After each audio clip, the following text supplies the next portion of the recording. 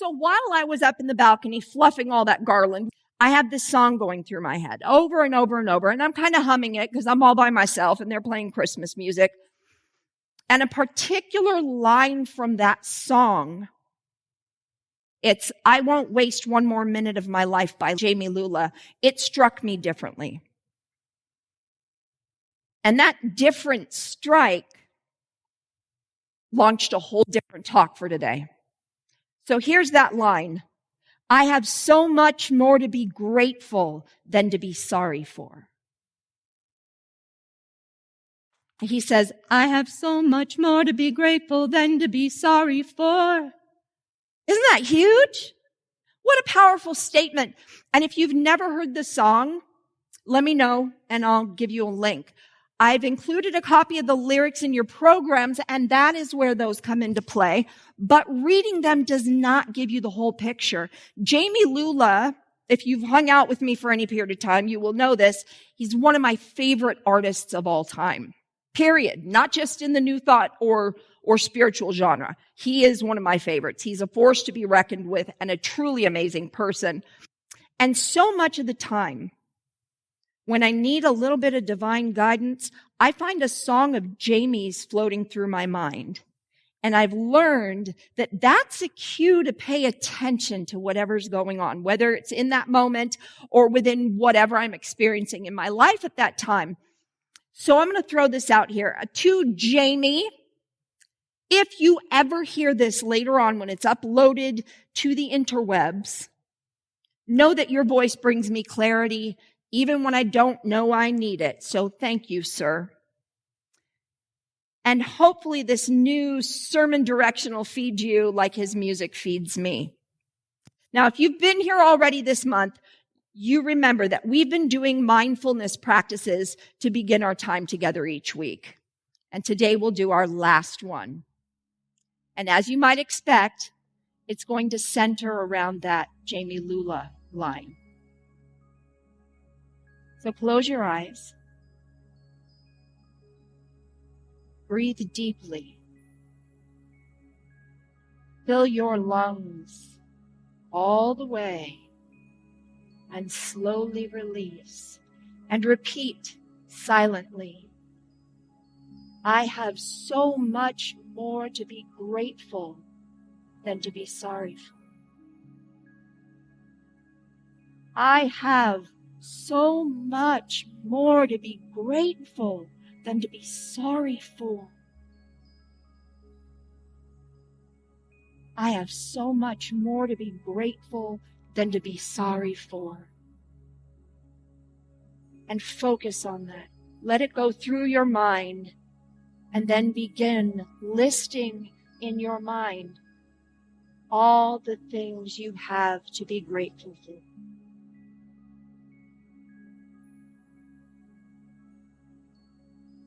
And as your list continues and lengthens, then begin whispering those things you're grateful for out loud. Send it out into this space. Send it out into law that it may be. And begin stating them louder. Let your intention be heard.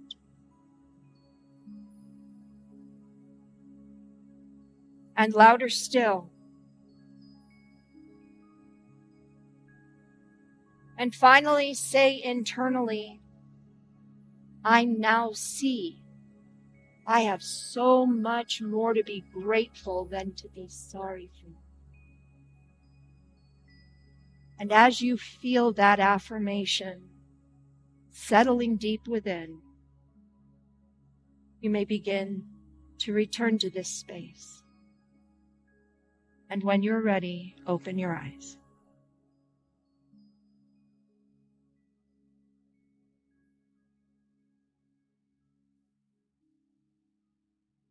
So today we're going to reflect on gratitude. Every Thanksgiving, I think about a specific passage from the Science of Mind textbook on 497. And you heard a little of it. Actually, you heard the expanded version earlier. And this little snippet is, in everything give thanks.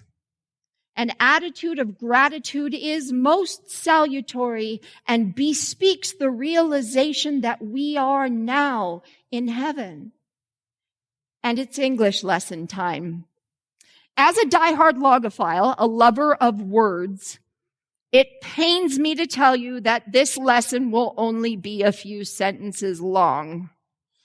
See, I am capable of self-control occasionally. So, what does salutary mean? Some of the synonyms are healthy, invigorating, good, helpful, advantageous, and now a 21st century English lesson. Let's put bespeak into language we might use today with the synonyms testify, affirm, announce, indicate, verify. And verify is a form of the Latin veritas, meaning truth. So verify means to prove true, or in modern terms, to tell the truth, and nothing but the truth. So with that new knowledge, let's look at that quote again. In everything give thanks. An attitude of gratitude is most advantageous and indicates that we are now in heaven. Or how about, in everything give thanks. An attitude of gratitude is most invigorating and affirms the realization that we are now in heaven. Or one more, I promise it's the last. In everything give thanks. An attitude of gratitude is most healthy and reveals the truth that we are now in heaven. Did you know that science has now proven that an attitude of gratitude is indeed incredibly healthy? I'm not talking about just from a spiritual or mental perspective, but they've proven that gratitude has a most salutary effect on the body. In 1993, so this is almost 20 years ago, a research team led by Glenn Ryan and Roland McCready measured the effect of certain emotions on human DNA. And participants in the experiment included a test group of individuals who were trained and experienced in heart maths coherence building techniques.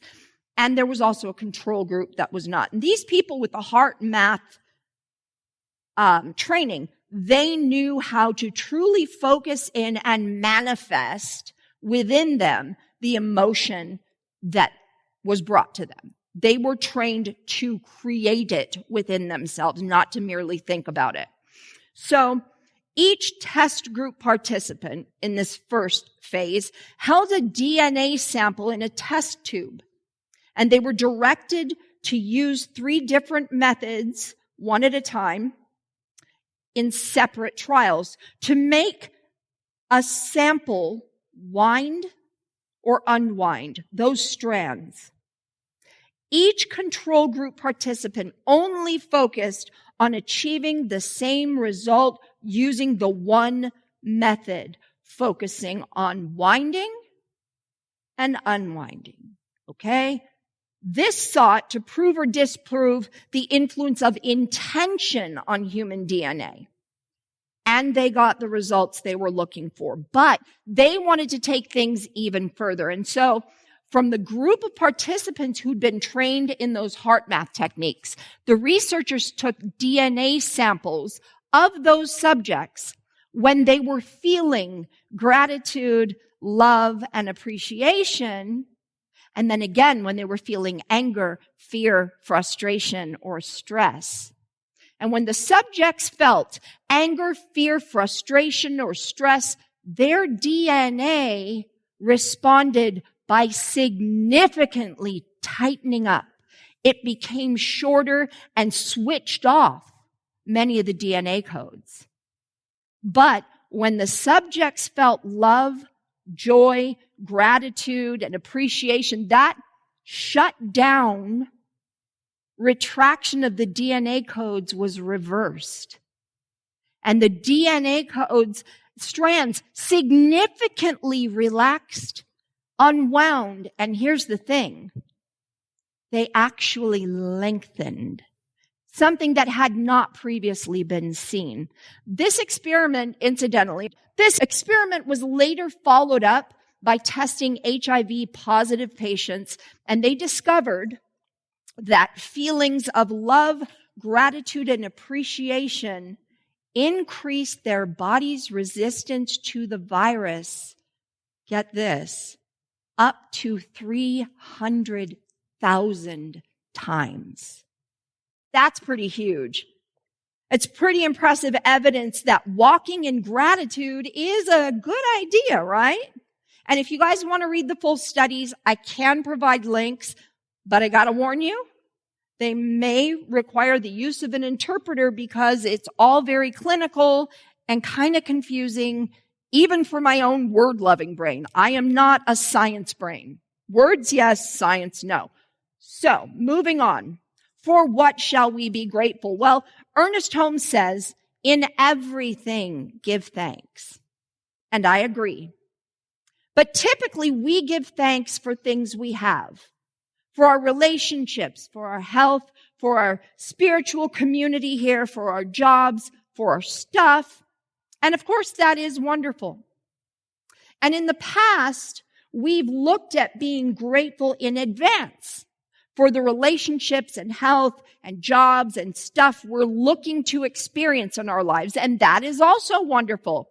And we've also looked at being grateful for the wonderful God qualities, those spiritual gifts, those divine birthrights that we each possess. And again, it's wonderful. And we've looked at the things about ourselves or our life experiences that we tend to hide, the things we keep locked away, and we have found things to be grateful for in them. And without a doubt, that too is terrific, right? We have even looked at the stuff in our lives we might label yucky, and we've said we want to be grateful for that as well, and we call forth a blessing for it. Do you remember that? That was several months ago. You may remember Emma Curtis Hopkins' affirmation for any challenge in her life. This too is good. This too is God. This too is for me, and I demand to see the blessing in it. I love that. I demand to see it. But that is not where we're going to focus our gratitude today. You might be saying, if I'm not going to be grateful for the things in my life, if I'm not going to be grateful for the future things in my life, if I'm not going to be grateful for my spiritual gifts, if I'm not going to be grateful for the challenges and learning opportunities in my life, well, then there's nothing left. Au contraire, my friends, au contraire. How about these? One, oneness. I am grateful that there is a singular presence in this universe that runs in, through, and as all things. I'm grateful that this singular presence, this presence called God, mind, spirit, intelligence, Allah, love, Yahweh, energy, or whatever else you want to call it. It's the very essence of who I am, and is the very essence of who you are.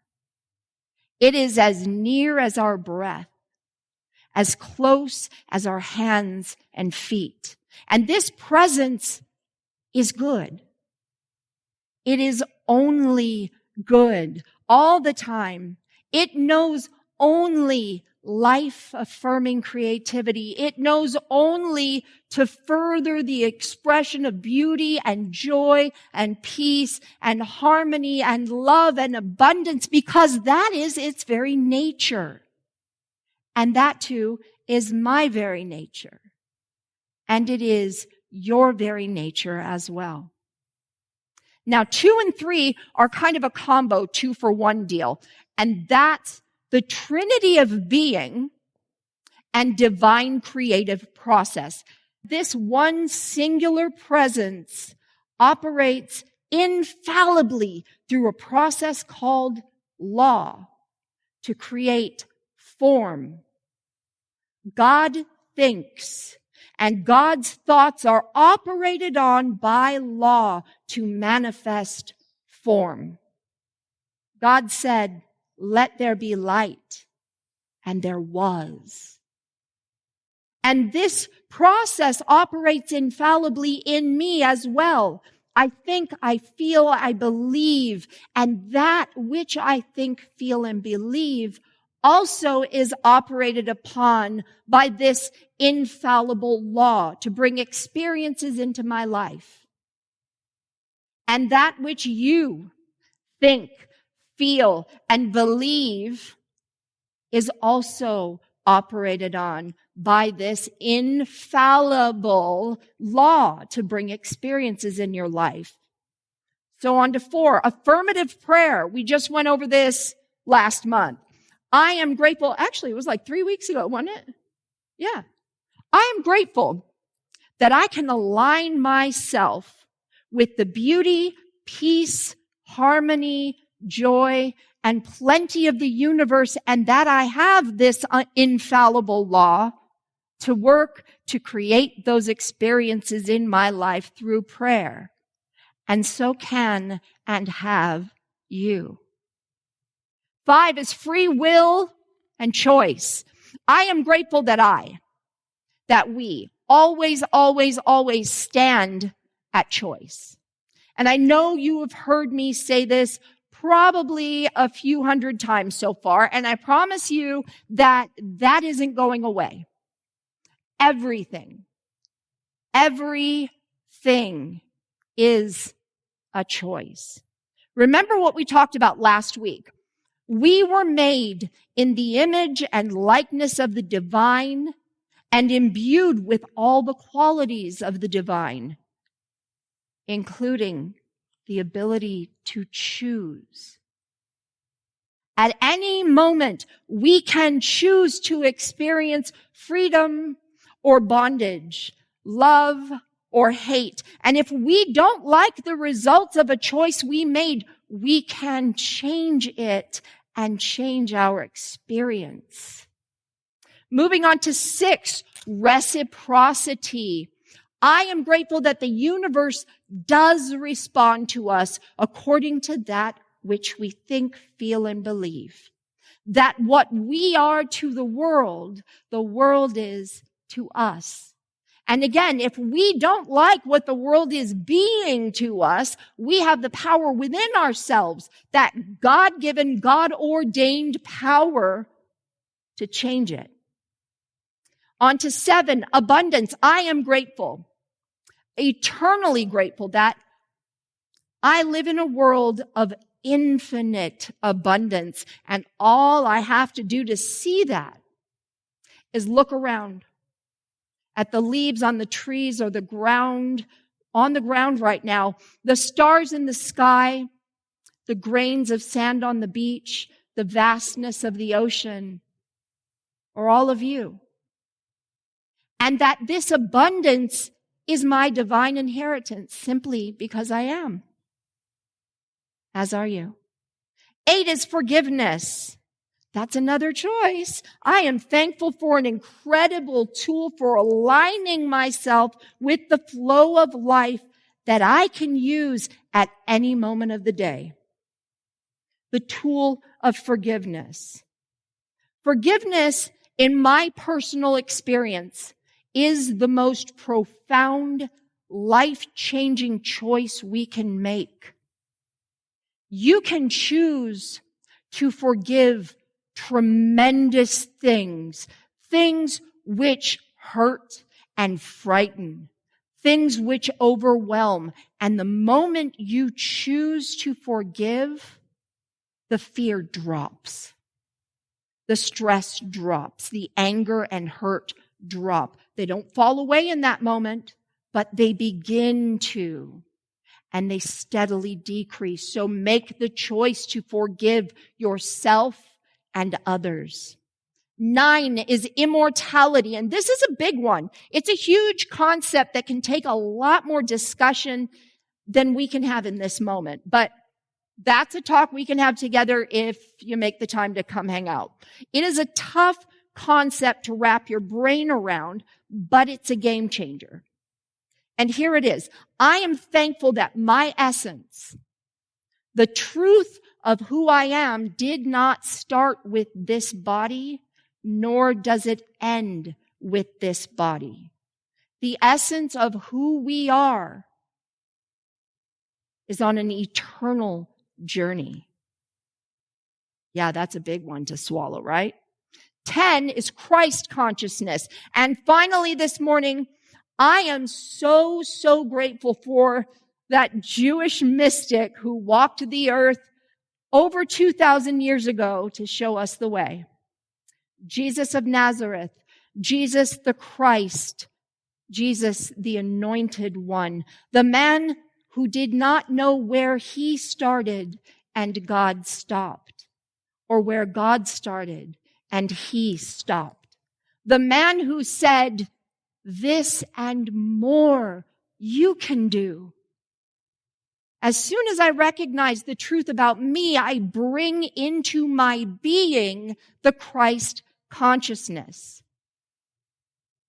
Who knows those things I just described, those 10 lists? Anybody have any idea? Those are the 10 core concepts or foundational beliefs in religious science, which is a huge chunk of our New Thought practice here.